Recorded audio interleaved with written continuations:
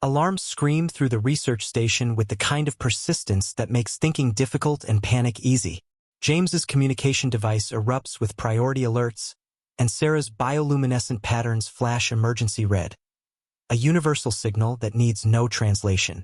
Through the greenhouse's transparent panels, they can see other sections of the station going dark, emergency bulkheads slamming closed with mechanical finality. Devourer probe detected. Inner Titan defense perimeter breached. The automated system announces in that calm voice reserved for catastrophic news. All personnel proceed to designated evacuation zones. This is not a drill. They run together through corridors that are emptying fast, following holographic arrows toward the nearest shelter. But the station is old, retrofitted from a mining outpost never designed for military threats, and its emergency protocols have gaps. They turn a corner toward Shelter Bay 7 and find it sealed. The doors display flashing angry red. Protocol override, it reads. Structural integrity compromised in adjacent sections. Containment necessary. There's another Shelter 2 sections over, James says, pulling up the station schematic on his device. But even as he plots the route, another bulkhead slams shut behind them, cutting off their retreat. They're trapped in a service corridor with limited air and diminishing options. Sera's patterns have shifted to colors James doesn't recognize. Rapid pulses that make his eyes hurt. "I'm sorry," she says, and her voice carries frequencies of distress that make his chest tight. Silvae physiological stress affects our emotional broadcast. "I'm making this worse for you." "You're not making anything worse." James tries the manual override on the nearest bulkhead, but it's locked down tight. Through the small viewport, he can see the evacuation route, tantalizingly close, completely inaccessible. His mind races through contingencies, backup plans, but they're all variations of hope that someone notices they're missing before the air runs out or the Devourer probe decides to investigate this section. "Tell me about love at first sight," Sera says suddenly. She's sitting against the wall now, her bioluminescent patterns calming to something gentler. "Your literature is full of it, but your people don't believe in it." "Why?" James slides down to sit beside her, their shoulders touching. "Because it doesn't make sense. You can't know someone from a glance. Love is supposed to require time, shared experience, rational evaluation of compatibility. And yet you felt it anyway." "And yet I felt it anyway," James confirms. The corridor's emergency lighting casts strange shadows, and somewhere in the distance, something metallic groans under stress. "Every practical part of me said it was impossible. Chemical reaction, maybe. Wishful thinking. Definitely unprofessional. But the moment I saw you, something in my brain just said, 'Oh, there you are.' Like I'd been looking for you without knowing it." James laughs, though it comes out shaky. "Which sounds insane when I say it out loud, especially now, when we might die because I got us trapped in a maintenance corridor." Sera's hand finds his in the dim light. "We got us trapped, and it doesn't sound insane to me." Silvae believe in emotional truth over practical truth. If you felt recognition, then recognition exists. The rest is just context. That's a dangerous philosophy. Feeling something doesn't make it real, doesn't it? Sera's eyes catch the emergency lighting, reflecting green gold. "Your feelings changed your behavior. Your behavior changed mine. Our changes affected the entire collaboration. The diplomatic success everyone's celebrating exists because you felt something impossible and acted on it anyway. How is that not real?" James wants to argue, but his training in linguistics betrays him. He knows she's right.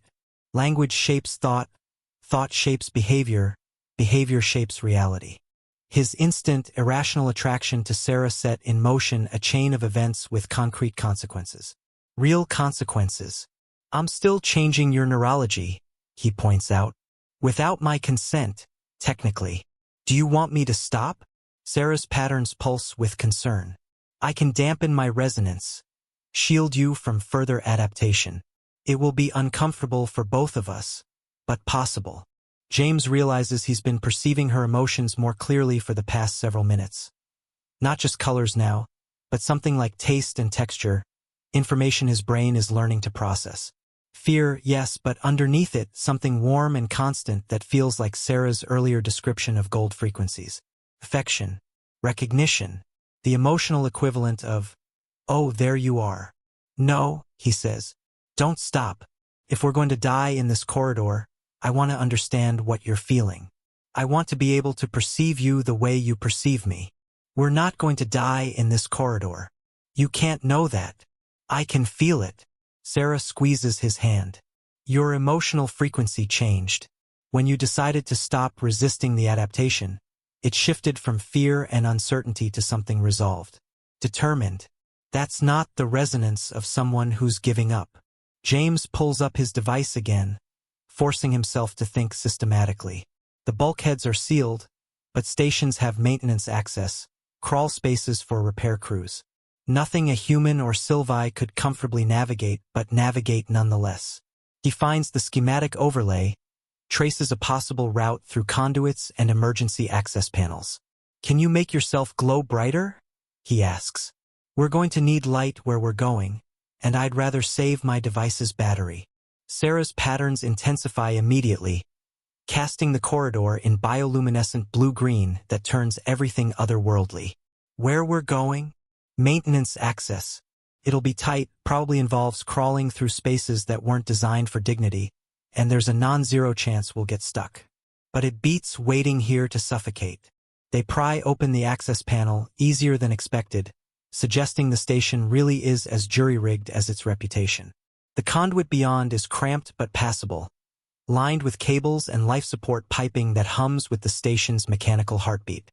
Sera goes first, her bioluminescence turning the crawl space into something from a dream, all shifting shadows and alien light.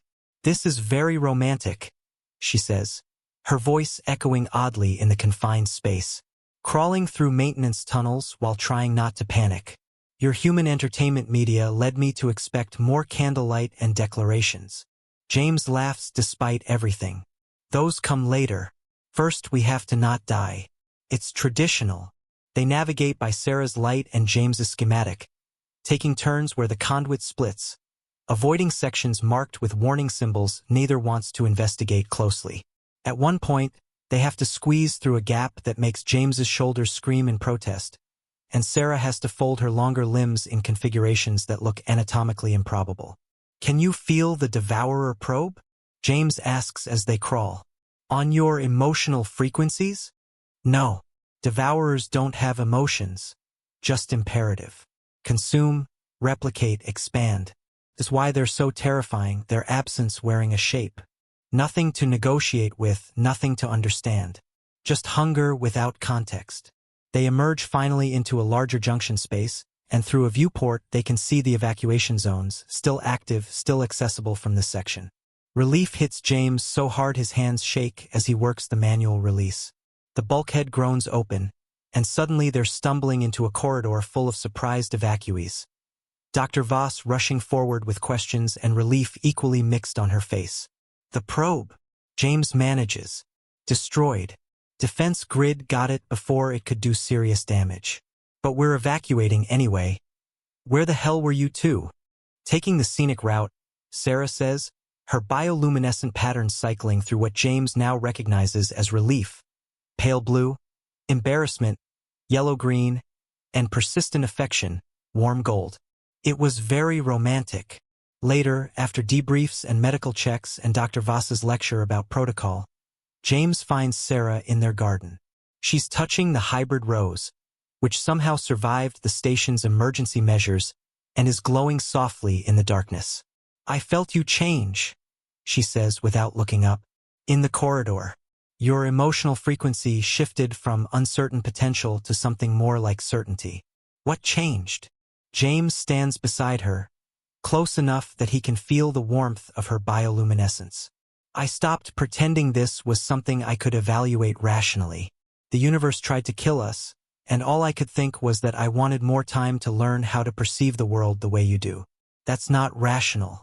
That's not professional. That's just true." Sera turns, and her patterns pulse with colors James is learning to read. Joy and fear and hope mix together in frequencies that make his rewiring neurons sing. "Among my people, Bonding requires a ceremony, public acknowledgement, full emotional transparency. You would have to stand before both our peoples and broadcast everything you feel, no shields, no defenses. Everyone would know. Know what? That you fell in love at first sight with an alien woman. That you let her change your neurology. That you chose catastrophe over safety. Her eyes search his face. That you're brave or foolish, and you still haven't determined which. James thinks about careful diplomacy and professional distance and all the walls humans build to protect themselves from feeling too much. Then he thinks about crawling through maintenance tunnels while Sera glowed like living starlight, about her hand in his while they waited to see if rescue would come, about the warm gold frequency that he can now perceive as clearly as his own heartbeat. Both, he says. I'm both, brave and foolish. And I'm ready for that ceremony whenever you are.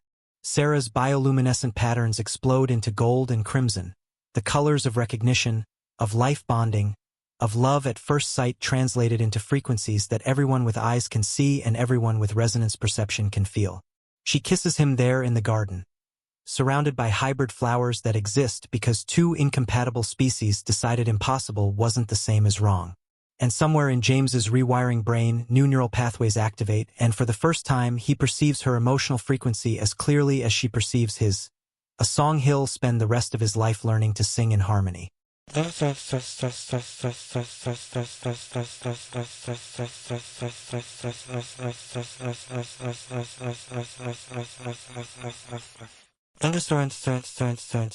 The formal request for a bonding ceremony arrives 3 days later, transmitted simultaneously to the United Earth Coalition headquarters and the Silvae Collective's diplomatic corps. James stares at the official documentation on his screen, which somehow makes everything more real and more terrifying.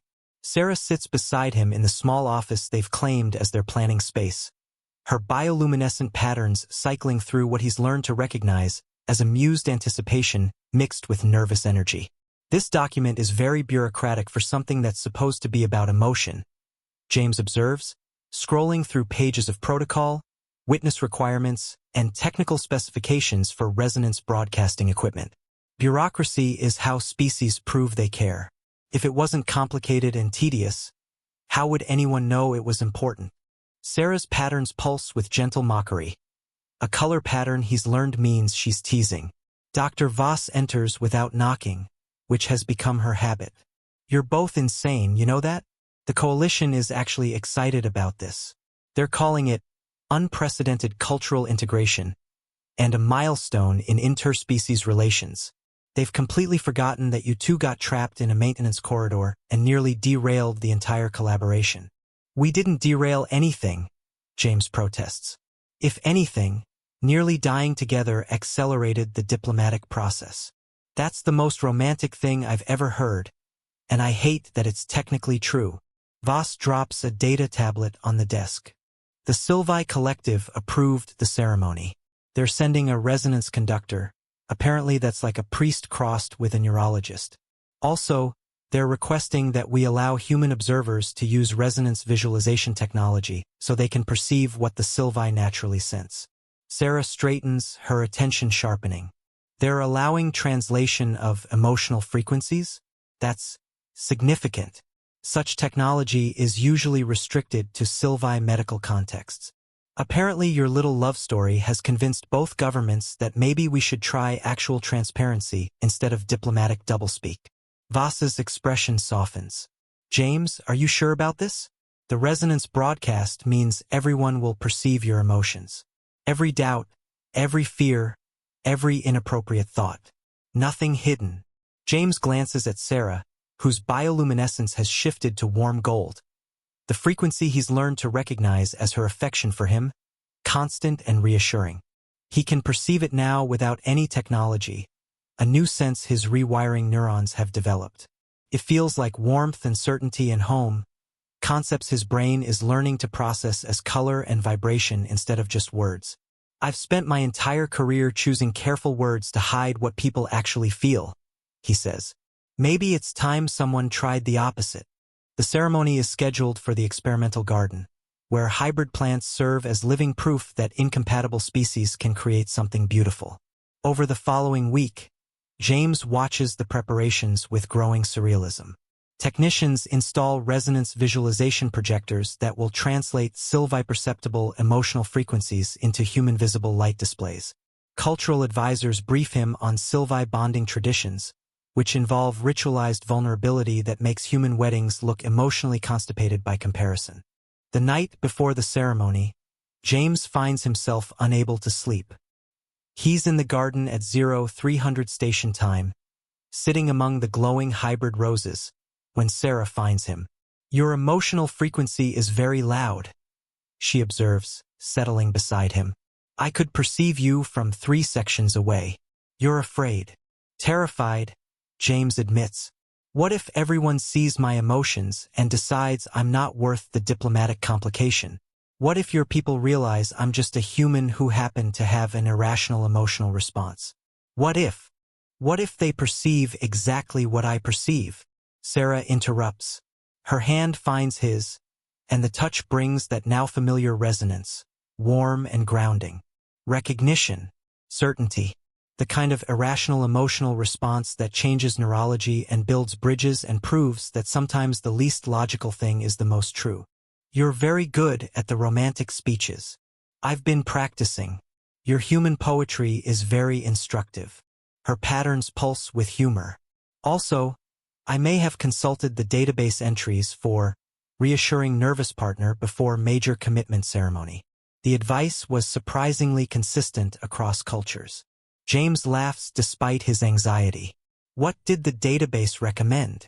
Physical affection, verbal reassurance, and reminding you why you made this choice in the first place. Sera shifts closer, her shoulder against his. "So, the physical affection is handled. For verbal reassurance, you are not a complication. You are a revelation. My people expected humans to be emotionally guarded and difficult to read. You proved them wrong by being so transparently yourself that even I, who can perceive emotions as easily as breathing, find it extraordinary. And the reminder? You chose this because when you saw me, your brain said, 'Oh, there you are,' and you were brave enough to trust that feeling even when logic said you shouldn't. Tomorrow, everyone else gets to witness that same truth, not as a weakness, but as strength." The ceremony begins at noon, when both Earth and Silvae delegations can comfortably attend. The garden has been transformed, human flowers and Silvae bioluminescent plants arranged in spiraling patterns that represent both species' aesthetic traditions. James stands at the center, wearing formal clothes that feel both too tight and not protective enough, while Sera approaches from the opposite side in flowing robes that shift with her emotional patterns. The resonance conductor, an elderly Silvae whose name translates roughly to one who witnesses truth, begins the ceremony in 3 languages: Silvae harmonic, English, and the trade pidgin both species use for complex technical discussions. The words blur together for James, something about vulnerability and recognition and the choice to be permanently changed by another being. Then comes the part he's been dreading and anticipating in equal measure. The conductor activates the resonance field, and suddenly James can feel not just Sera's emotions but everyone's. The assembled witnesses, human and Silvae alike, their emotional frequencies creating a symphony of curiosity, hope, skepticism, support. It's overwhelming, like hearing 100 conversations simultaneously, and he staggers slightly. Sera's hand grips his, her frequency cutting through the chaos. A clear, steady note of gold that his rewiring neurons recognize as anchoring. "Focus on me," she says softly. "Let everything else be background noise." The conductor speaks again, this time directly to James. "Liaison Rivera, open your emotional resonance. Let us witness what you feel." James closes his eyes and stops fighting. Every defensive wall he's built through years of diplomatic training comes down, and he simply feels everything without filter. Love, yes, that instant recognition that hit him the moment he saw Sera. But also fear that he's not enough, hope that maybe he could be, wonder at the strangeness of finding home in an alien woman's presence, gratitude that she saw him completely and chose him anyway. All of it broadcasts outward, and through the resonance visualization technology, he knows the human observers are seeing his emotions translated into cascading light, gold and crimson and silver blue, patterns that tell the story of love at first sight rendered visible. Through the resonance field, he feels the Silvae witnesses respond, patterns of approval, recognition of authentic bonding frequencies, the emotional equivalent of collective blessing. And from the human observers, surprise giving way to understanding, skepticism melting into something like awe. Then Sera opens her own resonance, and James nearly falls over from the intensity. Her love for him, because that's what it is, there's no other word that fits, pours through the resonance field like light through a prism. But it's not simple. It's complicated by uncertainty about whether cross-species bonding can truly work, threaded with determination to try anyway, colored by joy at finding someone who sees emotional truth as strength rather than weakness. She's as afraid as he is, James realizes, and as certain, and as willing to be catastrophically vulnerable in front of everyone because some truths matter more than protection. The conductor's patterns shift to deep purple, the Silvae color for profound significance. These resonances are compatible. The frequencies harmonize. We witness recognition, authentic and mutual. The bonding is approved. What follows is technically the rest of the ceremony, but James processes it in fragments. Sera's hand in his, the hybrid rose they hold between them, glowing brighter in response to their combined emotional frequencies. Words spoken in multiple languages about choice and permanence and the courage to let yourself be changed. And through it all, that steady gold resonance that tells him Sera is here, is certain, is his. When they finally kiss, the assembled witnesses erupt. Silvae patterns flashing celebration colors, humans applauding in their more kinetic way. James can perceive all of it now, a complex symphony of emotional frequencies that his adapted neurons translate into something like music. It's overwhelming and perfect and absolutely worth every moment of terror. Dr. Voss corners him at the reception afterward, where human alcohol and Silvae resonance-enhancing refreshments are creating interesting cross-cultural moments. You know what you've done, right?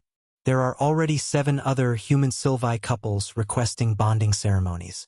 You've started a movement. We just fell in love, James protests. You fell in love at first sight with an alien, broadcast your feelings to everyone including skeptical government officials, and proved that emotional transparency can build stronger alliances than careful diplomacy. That's not just anything. Voss raises her glass. To catastrophic vulnerability and the idiots brave enough to try it. Months pass. The hybrid crops succeed beyond expectations, creating sustainable food sources that can grow in environments the devourers haven't yet reached. The Joint Colony Initiative expands, and more humans volunteer for the neurological adaptation that allows resonance perception. James discovers he's not unique. Several other humans had similar instant recognition responses to Silvae partners, but dismissed them as impossible until James and Sera proved otherwise. The most unexpected development comes from the military front. Human and Silvae soldiers who've undergone resonance bonding can coordinate without communication technology, perceiving each other's tactical intentions through emotional frequencies. What military strategists call unprecedented combat synchronization, the bonded pairs call knowing what my partner needs before they ask. The devourer advance slows as the joint forces develop tactics that rely on connection rather than just firepower. James finds Sera in their quarters one evening. They've claimed a small residential unit in the expanded station, decorated with both human and Silvae aesthetics in ways that shouldn't work but do. She's reading human poetry again, this time Blake, her bioluminescent patterns pulsing thoughtfully. To see a world in a grain of sand, and a heaven in a wild flower, she reads aloud. Your poets understood resonance perception before your species developed the neurology for it. They were describing emotional frequencies through metaphor. Or they were just very good at lying poetically about feelings they didn't actually have. James suggests, settling beside her. You're still skeptical, even after everything. But her patterns show amusement rather than criticism. I'm a translator. Skepticism is professional requirement. He can feel her emotional frequency as clearly as his own now warm gold constant, threaded with something playful. But I'm working on it. Work faster. I have news. Sera sets down the tablet, and her pattern's shift to colors James has learned means significant announcement mixed with nervous anticipation. The collective has approved my research proposal. They're establishing a new field of study, resonance linguistics, the investigation of how emotional frequencies function as language, and how species without natural resonance perception can develop it through bonding and neural adaptation. That's incredible. You'll be pioneering an entire academic discipline. We'll be pioneering it. I listed you as co-researcher. Your perspective as someone who acquired resonance perception rather than being born with it is invaluable. Plus, you're already translating between what I perceive and what other humans can understand. Her patterns pulse brighter. Unless you'd rather continue as a standard cultural liaison? James thinks about his career trajectory, the careful path he'd planned through diplomatic ranks, the ambition to maybe run a major embassy someday. Then he thinks about sitting in gardens with Sera, learning to perceive a dimension of reality his species evolved without, helping other humans understand that emotions aren't weakness but data, complex, crucial data their brains are capable of processing if they're willing to adapt. I'd rather study impossible things with you, he says. It's become a habit. Good, because the research will require extensive fieldwork. The collective wants us to visit other Silvae worlds, document how different environments affect emotional resonance development.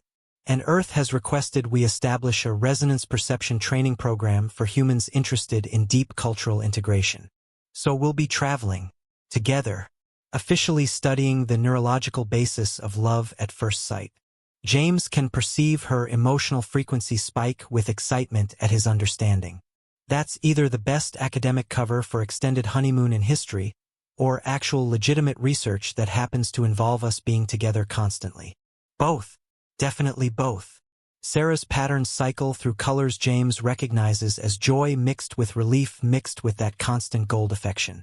I was afraid you'd want to stay here. Maintain your diplomatic position. You're very good at it. I'm better at being catastrophically vulnerable with you. The universe told me that fairly clearly. 3 years after their bonding ceremony, James and Sera present their findings at the first joint Human-Silvae academic conference, held on a space station orbiting a planet neither species originally came from. The audience is mixed, humans with varying degrees of resonance adaptation, Silvae fascinated by the research, and representatives from 3 other species who've heard about this emotional frequency revolution and want to understand it.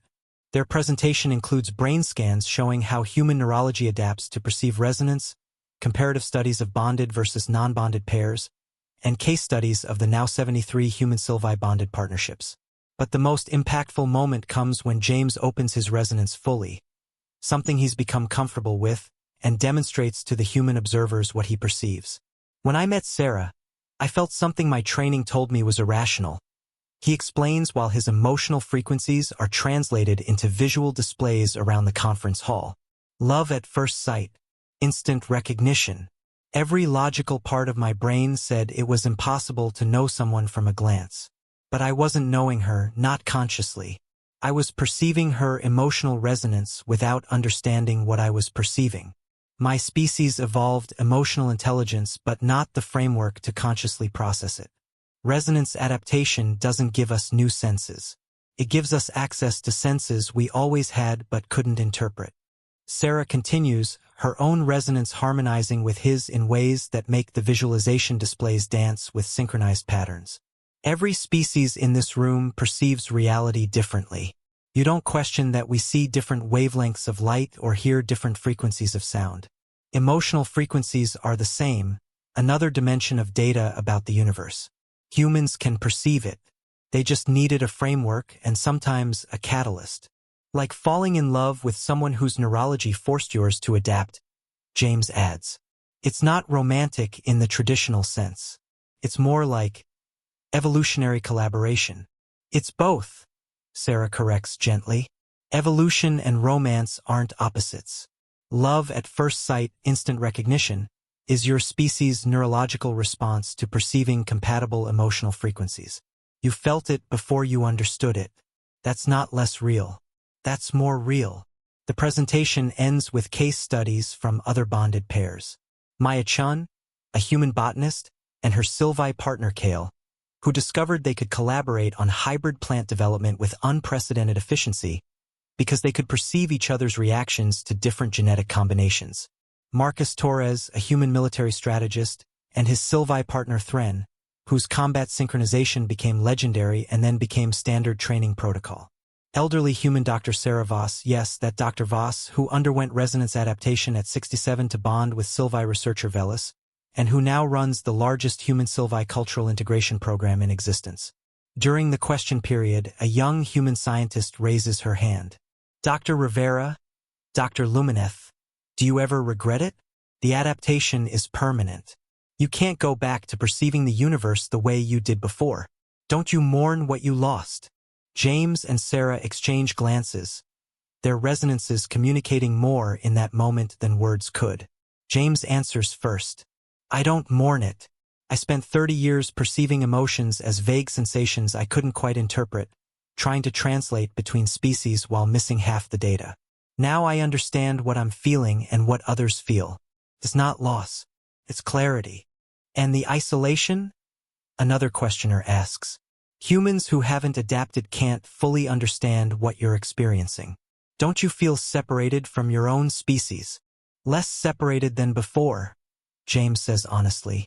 Before adaptation, I felt things I couldn't name or explain. Now I can name them and help others understand. Every human in this room has emotional intelligence. I'm just processing it through additional channels. He pauses. Also, the separation is temporary. Resonance adaptation is spreading. In another generation, human children will grow up perceiving emotional frequencies as naturally as they perceive color. We're not becoming less human. We're becoming more human, consciously accessing capacities we always had. 5 years after the first bonding ceremony, James and Sera stand in a garden on New Harmony, the first joint colony established beyond Devourer reach.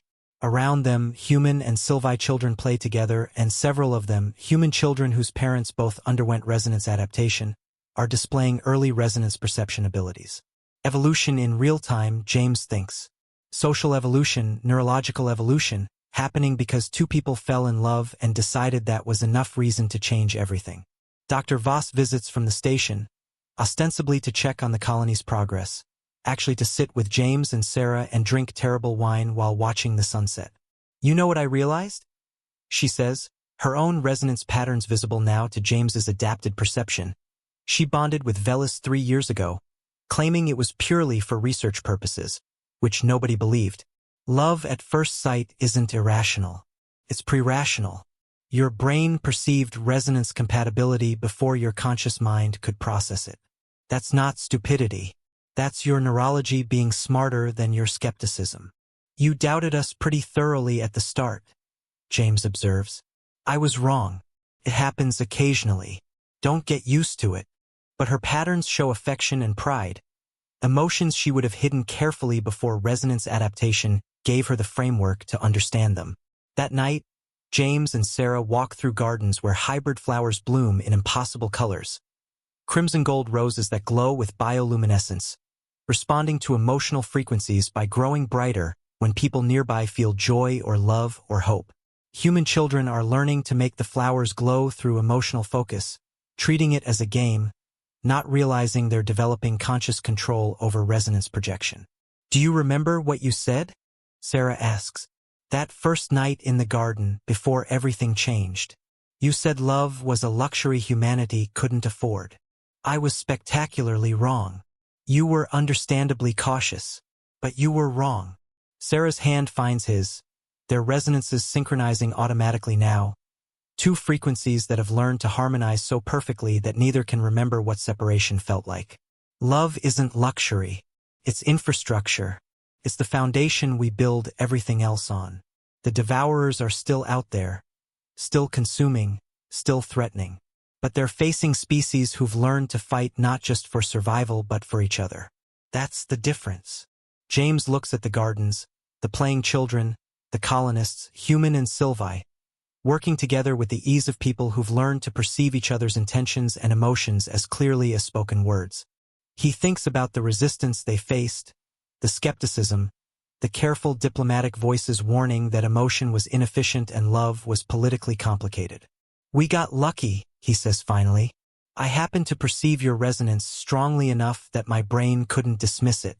You happened to be curious rather than dismissive. Everything could have gone differently. But it didn't.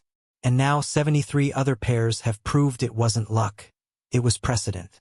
Humans and Silvae are compatible at the resonance level. Your species evolved emotional perception without conscious access to it. My species evolved conscious emotional perception. Together, we're teaching each other to use capacities that were always there but never fully developed." Sera's patterns pulse with colors James now recognizes as philosophical satisfaction mixed with hope for the future. "You called it catastrophic vulnerability. I call it evolutionary collaboration. We're both right." A human child, maybe 6 years old, approaches them, her face serious with the gravity of important questions. "Dr. Rivera? Is it true you fell in love with Dr. Lumineth the first time you saw her?" James crouches to her eye level. "It's true. My brain perceived something my conscious mind couldn't explain yet. Felt like recognition. My teacher says that's impossible. She says you have to know someone to love them. Your teacher is working with old information. We know differently now." James gestures to Sera. "What do you perceive when you look at Dr. Lumineth?" The child's face scrunches in concentration. She's one of the second-generation resonance perceivers, born with partial capacity that training is helping her access fully. Warm colors, gold and yellow-white, like sunshine but as a feeling. That's her emotional resonance. The frequencies she naturally broadcasts. I perceived that the moment I met her, but I didn't understand what I was perceiving. I just knew something important was happening. James smiles. "Your generation will understand it from the start. You'll grow up knowing that emotions are data, that love at first sight is really resonance compatibility recognition, that falling for someone instantly isn't irrational. It's your neurology processing information faster than your conscious mind." The child considers this seriously, then nods and runs back to her friends, already arguing about whose parents have the most compatible resonances. James stands, finding Sera's hand again. "You're good with children," she observes. "I'm good with translating complex concepts into simple language. It's the same skill." He can feel her amusement through their bonded resonance. "What?" "Nothing. Just noting that you've come a long way from the careful diplomat who tried to deny his feelings for professional reasons. That diplomat was an idiot. That diplomat was cautious. There's a difference." Sera pulls him closer, her bioluminescent patterns shifting to the gold-crimson combination that James now knows represents deep affection and life bonding. He was also brave enough to whisper his impossible wish out loud. Everything after that was just consequence. They stand in the garden as the colony's artificial day cycles toward evening, surrounded by hybrid flowers and playing children and the living proof that love at first sight wasn't irrational after all. Just the first chapter of a much longer story about what happens when different species decide connection matters more than caution. Above them, stars wheel through alien skies, and somewhere in the darkness, the devourers continue their relentless consumption. But here, in gardens built by two species who learn to perceive each other's hearts, humanity and the Silvae have created something the machines can never consume. A future built on the radical foundation of actually understanding each other. James perceives Sera's resonance, warm, constant, gold, and knows his own frequency harmonizes perfectly with hers. Two notes that found each other across species and built a song that others are learning to sing.